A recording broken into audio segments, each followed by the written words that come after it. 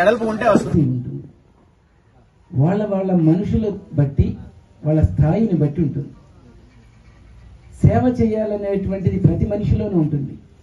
సేవ చేసే విధానం తెలియదు.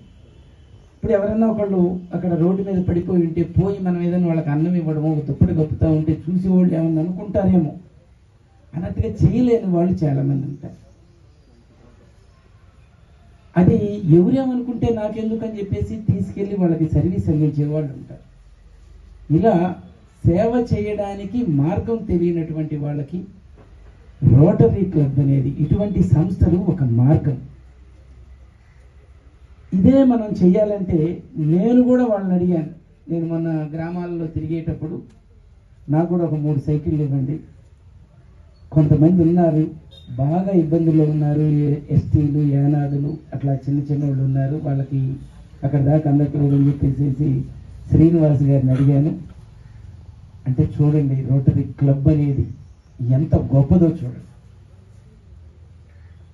అంత సర్వీసు 1905లో పెట్టి ఇన్ని వందల కోట్లు సర్వీస్ చేసి ఇప్పుడు నిరాక్షరాస్యత తీసేసేయాలి అనేటువంటి కార్యక్రమం మీద రోటరీ వాళ్ళు ప్రయత్నం చేస్తున్నందుకు ముందుగా రోటరీ సభ్యులందరికీ నమస్కారాలు తెలియజేస్తున్నాను.